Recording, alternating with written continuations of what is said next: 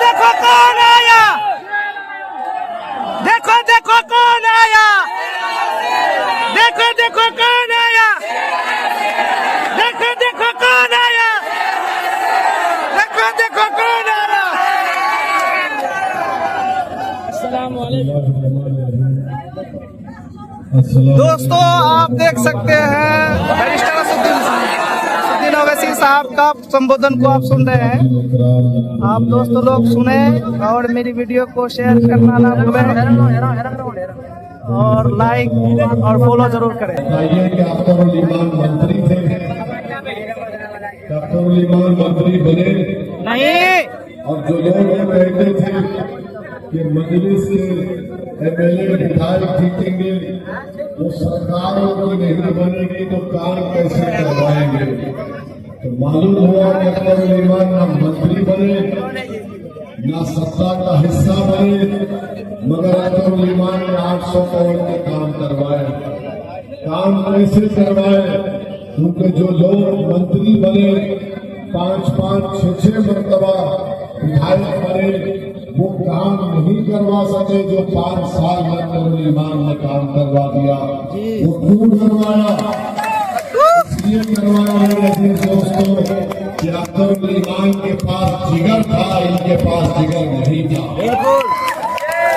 और आप देखेंगे ये तमाम काम की प्रेरणा बाकी है।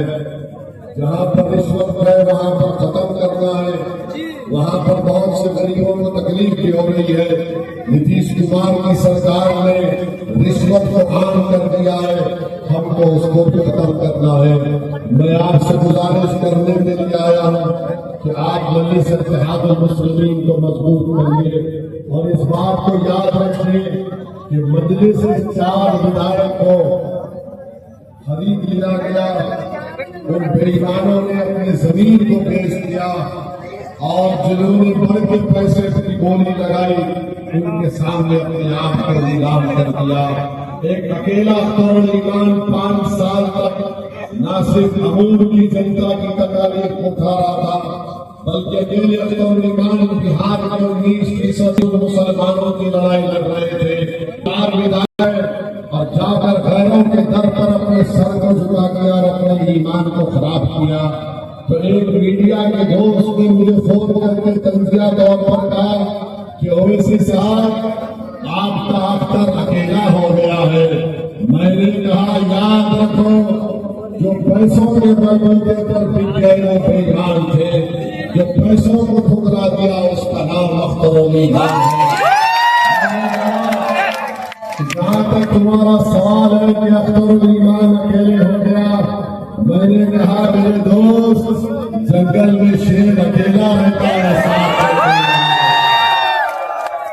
अकेला अकबर उल ईमान बिहार की विधानसभा पर भारी हो गया।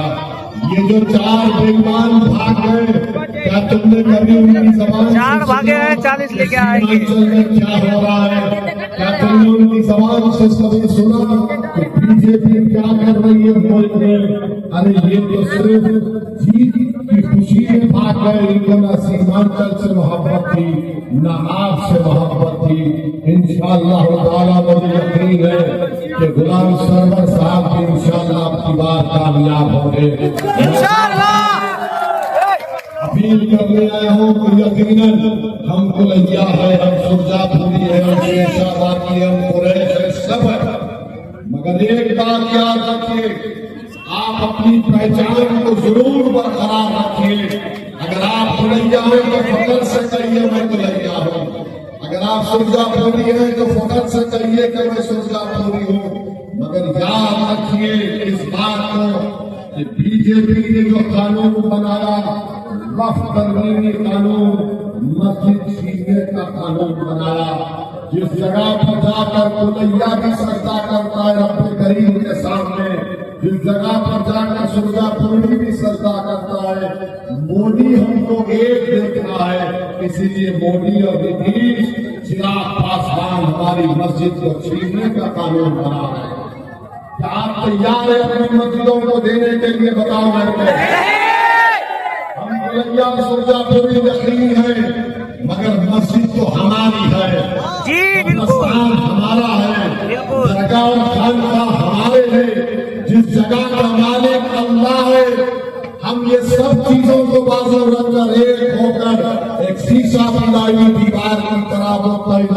खड़े होंगे कि नीतीश कुमार मोदी हम तुमको इस बात की इजाजत नहीं देंगे कि तुम हमारी मस्जिद और दरगाहों और कब्रिस्तानों को हासिल करो। मेरे अजीज दोस्तों और बुजुर्गों, मैं आपसे अपील करने आया हूँ कि मुत्तहदा तौर पर अपने वोट का इस्तेमाल करिए। लोग आएंगे, आकर मुख्तलिफ बातें करेंगे, असलियत की बातें करेंगे, मगर याद रखिए हम मुत्तहिद रहे तो जिंदा रहेंगे। जैसा कि किसी मजलिस के मरहूम शायर ने कहा था कि इत्तेहाद जिंदगी है, इंतशार मौत है। बिल्कुल। इत्तेहाद जिंदगी है और इंतशार मौत है। हम मुत्तहिद रहेंगे तो कोई हमारे घर के करीब नहीं आएगा, कोई हमारी मस्जिद के करीब नहीं आएगा। अगर इंतशार में पैदा हो जाएंगे तो ना हमारा घर रहेगा, ना हमारी मस्जिद को खतरा पैदा हो जाएगा और हमारी शनाख्त को खतरा पैदा हो जाएगा। दुश्मन तुमको बांटना चाहता है। मजलिस तुमसे कह रही है कि कलमे की बुनियाद पर हमने मुत्तहिद हुए थे, मजलिस के परचम तले हम कलमे की बुनियाद पर मुत्तहिद रहेंगे। हम सुरजापुरी हैं, हम शेरशाहबादी हैं, कुलैया है, मगर जब मामला कलमे का था तो हम सब नबी करीम सल्लल्लाहु अलैहि वसल्लम के उम्मती हैं, उनके ये जो मजलिस का दुश्मन है, ये हमारे इत्तेहाद को तोड़ना चाहते हैं। मैं आपके सामने गुजारिश कर रहा हूँ कि अपने इत्तेहाद को कमजोर होने मत दो मेरे भाई। मजलिस से दुश्मनी क्यों है? क्योंकि मजलिस ने इन लोगों की जो ठेकेदारी थी सीमांचल में, उस ठेकेदारी को खत्म कर दिया। ये लोग समझते थे कि चुनाव आएगा और हालत मजबूरी में हमको वोट डालेंगे। ना इनके गांव में रोड का काम होगा, ना पुल का काम होगा, ना राहत का काम होगा, ना किसान को उसकी फसल की कीमत मिलेगी। जब से मजलिस का एमएलए कामयाब हुआ, आप देख रहे हैं कि इनकी नींद हराम हो चुकी है। क्योंकि मजलिस एक विकल्प बन गया है सीमांचल में। मजलिस एक मुतबादल ताकत के तौर पर उभरी है, सिर्फ आप लोगों की दुआ और ताईद की वजह से। जो ख्वाब कभी तस्लीम साहब देखते थे, जिंदगी ने उनसे वफा नहीं की, मगर मैं तुमसे वादा कर रहा हूँ कि तस्लीमुद्दीन का हर ख्वाब असदुद्दीन ओवैसी अख्तरुल ईमान और गुलाम शरफ मरहूम तस्लीमुद्दीन को खराज अकीदत पेश करना है तो हमको आपको एक तस्लीमुद्दीन नहीं, मजलिस ऐसे 1000 तस्लीमुद्दीन को पैदा करने की कोशिश करेगी।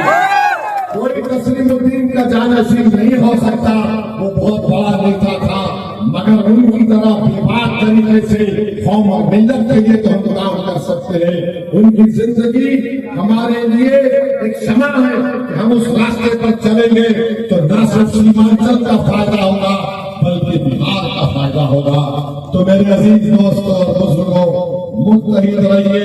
और हम मोदी को, अमित शाह को ये पैगाम दे रहे हैं कि बार बार सीमांचल को बदनाम करने की कोशिश छोड़ दो। क्या बात है कि सीमांचल को जैसा ही मोदी आते, इनको लगता है यहाँ पर आबादी बढ़ रही है। अच्छा मोदी जी, आपके भाई भाई कितने हैं? 5 है, 6 है, बताओ। अमित शाह आपके कितने परिवार में लोग हैं बताओ? मगर सीमांचल में आते ही बोलते अरे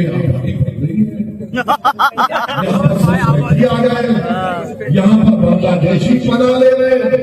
डर गए, वो डर गए। इस देश में एक बांग्लादेशी को तो मैं जानता हूँ।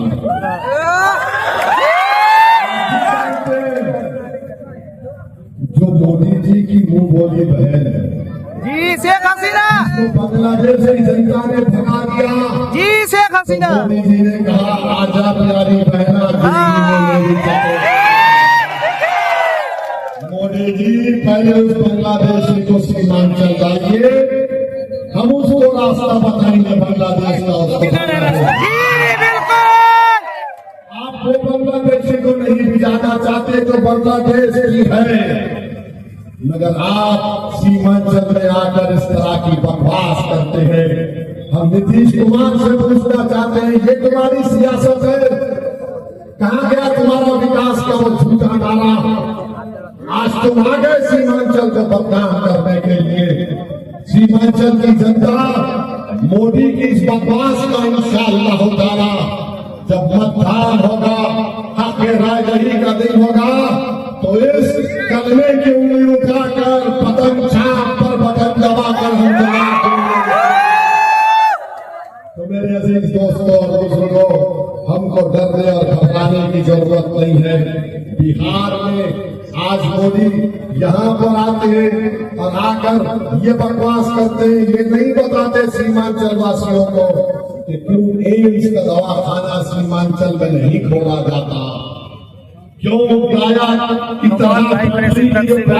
सीमांचल में नहीं लाती, क्यों जलालनगर से लेकर किशनगंज तक रेलवे के ट्रैक क्यों नहीं डाली जाती, जिसमें विधानसभा में भी एक रेलवे स्टेशन बन सकता है। क्यों कोचा दामन में रेलवे स्टेशन नहीं बनता? किशनगंज में अलीगढ़ मुस्लिम यूनिवर्सिटी का एक छोटा सा कैंपस है, उसको खत्म करने के लिए बीजेपी तुली हुई है। क्यों उनके बच्चे पढ़ने वाले मुसलमान?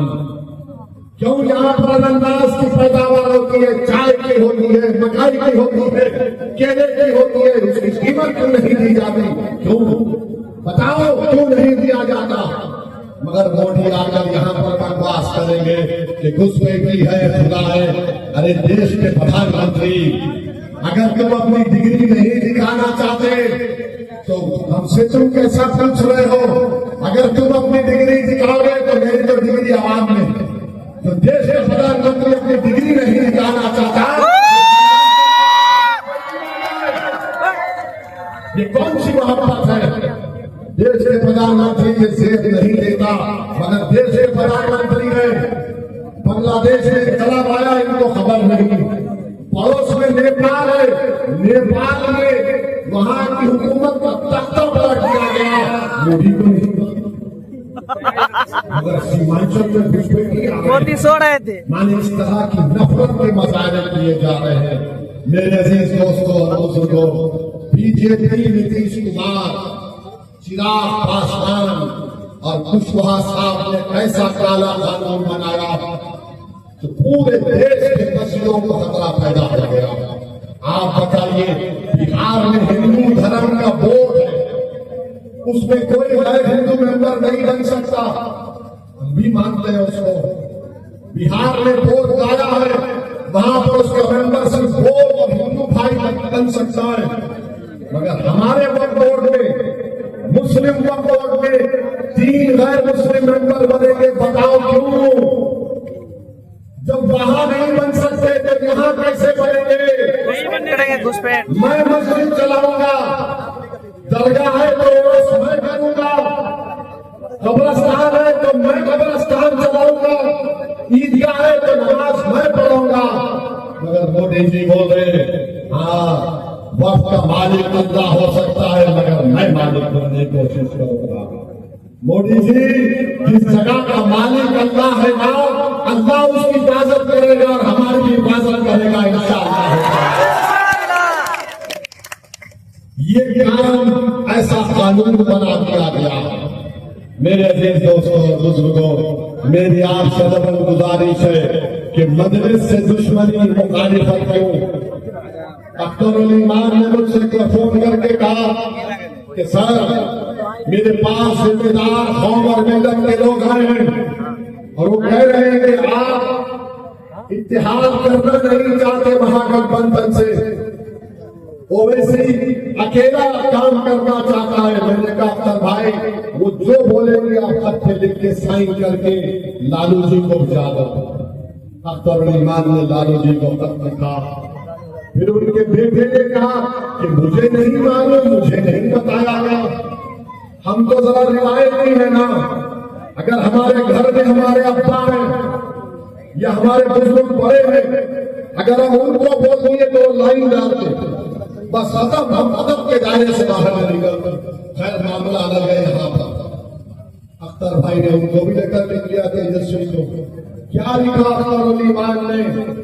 याद रखो मेरी इस बात को, ये आसान काम नहीं था मेरे लिए, अख्तर अली मान के लिए। हमारे 4 विधायक को तेजस्वी ने खरीदा था, 4 विधायक को तेजस्वी ने खरीद लिया। उसके बावजूद भी हम मत लिखे। क्यों लिखे? क्योंकि हम सीमांचल और बिहार की सरजमीन पर दोबारा मोदी और नीतीश कुमार की हुकूमत को देखना नहीं चाहते थे। हमने अपने नुकसान को बर्दाश्त किया। और आप जानते हैं कि कितनी मेहनत करके आप वोट डालते हैं पोलिंग के दिन। धूप में खड़े होते हमारी माँ और बहने बच्चों को लेकर, भूखे रहते हमारे बुजुर्ग, नौजवान भूखा रहता है, भागते रहता है। उसके बावजूद भी हमने अपने कलेजे पर, दिल पर पत्थर रखकर फैसला लिया कि नहीं, बीजेपी को हम नहीं देख सकते, क्योंकि बिहार में बीजेपी का मुख्यमंत्री था बने।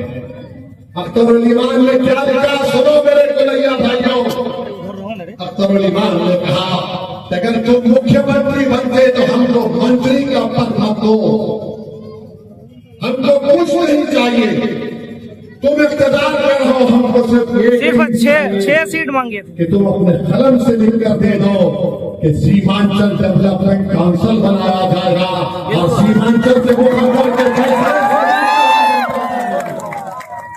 बताओ। मैंने अपने 4 एमएलए को लूटने वाले को खत लिखा और कहा कि मंत्री नहीं चाहिए, सीमांचल से इंसाफ कर दो। और तेजस्वी कहते कि मुझे आकर डराया गया। अरे क्या डराते हैं? अरे हम वो लोग हैं जो किसी माइका लाल से ना डरते सिवाय अल्लाह से डरते हैं। न हम किसी को गैर से कोई डराते हैं। हाँ, अगर कोई हमसे आकर हमको आकर छेड़ता है तो हम उसको कहते छेड़ मत, अगर छेड़ेगा तो मुझे छोड़ेगा नहीं। खत लिख कर दे दिया, और क्या कर सकते हैं? तुमको फैसला करना है, मगर याद रखो हम तो चुनाव लड़ेंगे। हमने कहा 6 सीट के जो 5 तो जीते हैं। अब नहीं मानो, जो लोग अपने आप को सेक्युलरिज्म का बड़ा पहलवान समझते हैं, जो लोग अपने आप को कहते हैं कि हम ही सेक्युलर है, बाकी के सब कम्युनल है। मेरे भाई, जो लोग हम पर गालियां देते हैं कि ओवैसी भी ठीक है, मेरे भाई कभी ये भी तो सोचो कि जब उत्तर प्रदेश इलेक्शन हो रहे थे 2022 में, मेरी गाड़ी के ऊपर 6 फीट से टोल गेट के ऊपर 6 गोलियां चलाई गई थी। बिल्कुल 6 गोलियां 6 फीट से। जी बिल्कुल। बताओ ये बीटिंग का कोई काम है? नहीं, 6 फीट से 6 ये दुश्मनों का काम है। अल्लाह का करम था, आप लोगों की दुआएं थी, मेरी माँ की दुआ थी, अहले दिल की दुआएं थी, अल्लाह ने मुझे बचा दिया। मगर मैं मौत से डरने वाला नहीं हूँ, मैं मौत से नहीं डरने वाला हूँ। हम सबको एक दिन जाना है उस जमीन के अंदर, चाहे कोई वक्त का सिकंदर हो, वक्त का प्रधानमंत्री हो, कुछ हो, सबको जाना है जमीन में। हमारा असल घर तो वो रहेगा, हमारा असल रिश्ता तो मट्टी रहेगी 10 फीट के अंदर। मुझे मौत का डर नहीं है, मुझे डर इस बात का है मेरे भाई कि मरने के बाद जब पूछ होगी हम क्या जवाब देंगे। मुझे खौफ तो इस बात का है कि जब कब्र में वो चेहरा दिखाया जाएगा, बोलो ये कौन है, तो हम सब लोग आंख में आंसू लाकर बोलेंगे ये रहमतुल आलमीन सल्लल्लाहु अलैहि वसल्लम। मुझे डर इस बात का है कि असल के मैदान में क्या मेरा नाम तो हमारा नाम आएगा सीधे हाथ में मिलेगा या बाएं हाथ में, बाएं हाथ में मिलेगा। और तो हक है। अरे हम गोलियों से नहीं डरने वाले, मरना तो एक दिन है, इंशाअल्लाह हम सब मरेंगे। मगर याद रखो, जिंदगी वो जिंदगी कामयाब है जो गरीब और मजलूमों के लिए अपना वक्त गुजार दे। जिंदगी वो जिंदगी कामयाब है जो कि अल्लाह के खौफ से उसके आंख में आंसू आ जाए। जिंदगी वो जिंदगी कामयाब है जब रहमतुल आलमीन का जिक्र हो, हमारे हाथ के बाल और रोंगटे खड़े हो जाए और हम पुकार कर कहें कि हमें कभी की रसूल की उम्मत। तुम गोलियां चलाते हो और मुझे गाली देते। अच्छा ये बताओ, अभी 10 दिन 15 दिन पहले उपराष्ट्रपति का चुनाव हुआ, किसको वोट दिया? मैं एक वोट था मेरा, कांग्रेस को। हमारे मुख्यमंत्री तेलंगाना के रेवंत रेड्डी ने फोन करके कहा, अच्छा भाई आप इंडिया अलायंस का साथ दो। बिल्कुल। इतने गालियां ये लोग मुझे देते हैं, क्या क्या बोलते हैं नाम शराब खाए, कोई फर्क नहीं पड़ता। मेरी इज्जत का मालिक, आपकी इज्जत का मालिक अल्लाह है। ये बच्चे पुकार लिए तो मेरी इज्जत में फर्क आने वाला नहीं है। मैं जाकर रेवंत रेड्डी को बोला कि ठीक है आप कह रहे हैं सुदर्शन रेड्डी साहब को वोट दो। सुप्रीम कोर्ट के जज थे जस्टिस सुदर्शन रेड्डी, उन्होंने मुझे फोन किया और कहा ओवैसी भाई मैं आके मिलना चाह रहा हूं आपसे। मैंने कहा सर बताइए, हम मुसलमानों पर आपका एहसान है, आप जब हाई कोर्ट के जज थे आपने मुस्लिम रिजर्वेशन के बारे में अच्छा जजमेंट दिया था। मेरे भाई हम किसी का एहसान भी नहीं बोलते। मैं जाकर रोक डाला, बोलो क्या बोलोगे, क्या बोलोगे, बोलो। तीसरी बात बोलते वो हैदराबाद से आया। हाँ हैदराबाद से आया, चांद से नहीं आया हो, हैदराबाद से आया हो। अब तुम क्या करते, हरियाणा से तो यादव आया, तुमने उसको राज्यसभा के एमपी बना दिया और बोलते हैदराबाद से आया। अरे बाबा हैदराबाद भारत का हिस्सा है। और एक बार जब बिहार में सीमांचल में हमने अपना झंडा लगा दिया तो बार बार आऊंगा जब तक जिंदगी वफा करेगी। बिहार और सीमांचल को आता रहेगा, तुम्हारे लिए लड़ता रहूंगा, तुम्हारे इंसाफ के लिए लड़ता रहूंगा। हमारी माँ और बहनों के बढ़ते हुए आंसुओं को कम करने की कोशिश करूंगा। नौजवानों को उम्मीद दिलाऊंगा, नौजवानों को जज्बा दिलाऊंगा, नौजवानों से कहूंगा डरना नहीं, हिम्मत से काम करो। अरे आऊंगा, बिहार किसी के पाप की जगह नहीं है। तुम ये समझ रहे कि तुम्हारे बकवास बातों को सुनकर मैं पीछे हट जाऊंगा। मैं पहले भी कह के जाऊं, मौत मुझे रोक सकती बिहार आने से। मैं जिंदा जब तक हूं तुम्हारे दरमियान में रहूंगा, बल्कि वसीयत करता हूं अगर मेरी मौत आ जाए तो हो सके तो जिस हिंदुस्तान के कोने में मेरा जनाजा होगा मैं तुम्हारे कंधे पर कब्र में जाना चाहूंगा। ये तुम्हारा मेरा रिश्ता है। मैं तुम्हारे भाई का बेटा नहीं, मैं तुम्हारी बहन का बेटा नहीं, मगर मेरा तुम्हारा खून के रिश्ते से बड़ा रिश्ता है। वो रिश्ता कलमे का रिश्ता है मेरे भाइयों। और जिसको अल्लाह ने जोड़ा उसको कोई ताकत तोड़ नहीं सकती।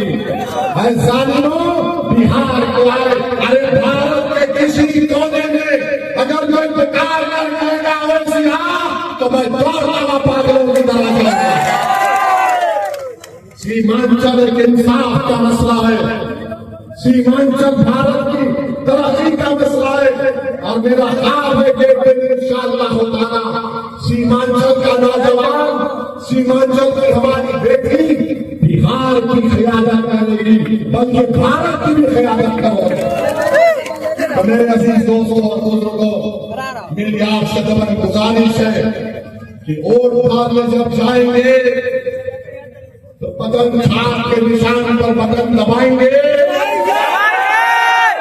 बटन दबाएंगे, बटन दबाएंगे, बटन दबाएंगे, बटन के निशान पर बटन दबाना। मोदी, नीतीश, चिराग पासवान, कुशवाहा को बताना काला कानून तुमने बनाया, मस्जिदों को छीनने का, तुमने सीमांचल को बदनाम करने की बात की। ये ले बटन बटन लोग तुमको गाली देते थे, हम उनसे कहेंगे 5 साल में अख्तर अली खान ने 800 करोड़ के काम करवाए। हम दोबारा बटन दबा रहे बटन छाप पर ताकि अख्तर अली खान अब की बार 1000 करोड़ के काम तो आप इंशाअल्लाह ताला पोलिंग बूथ को जाके तो नहीं जाएंगे ना। नहीं, इतिहास पोलिंग के दिन दिखाना मेरे भाई। अब हम यहाँ से जाएंगे, कल से शैतान के एजेंट आएंगे। बिल्कुल। हम जाएंगे, कल शैतान के एजेंट आएंगे और बोलेंगे कल आप क्या कहेंगे, आई लव मोहम्मद सल्लल्लाहु अलैहि वसल्लम। तो ये बोलने से शैतान भागता है। I love Muhammad. जैसा ही जिक्र हुआ हबीब का, हाँ भागता हूं मैं। तो ये पूरी शैतानी ताकतों को शिकस्त देना है। एक जो लोग आज मजलिस से पूछ रहे अख्तर ईमान तुमने 5 साल में क्या किया, जालिमों 30 साल का हिसाब मैं तुमसे पूछूंगा, तुमने क्या किया बताओ। गाड़ी के पास चलो, गाड़ी 50 साल का हिसाब मैं तुमसे पूछूंगा, बताओ तुमने क्या किया। याद रखो, हिसाब की अगर बात करोगे तो फेहरिस्त बहुत लंबी है। भागलपुर के फसाद के बारे में पूछा जाएगा, किसकी सरकार की भागलपुर का जब फसाद हुआ था। 12 लफ्ज दोस्तों और बुजुर्गों, मुत्तहिद रहिए, अपने इत्तेहाद पर भरोसा करिए। अख्तर ईमान आपका खादिम है, इस खादिम को आप कामयाब करिए। अख्तर ईमान को आप कामयाब करेंगे तो आपके इत्तेहाद की कामयाबी होगी। तो पतन छाप पर बटन दबेगा। तो लगाइए मेरे साथ नारा, सीमांचल जिंदाबाद, सीमांचल जिंदाबाद, सीमांचल की जनता जिंदाबाद, तस्लीम साहब जिंदाबाद, हमारा इत्तेहाद जिंदाबाद, हमारा इत्तेहाद जिंदाबाद।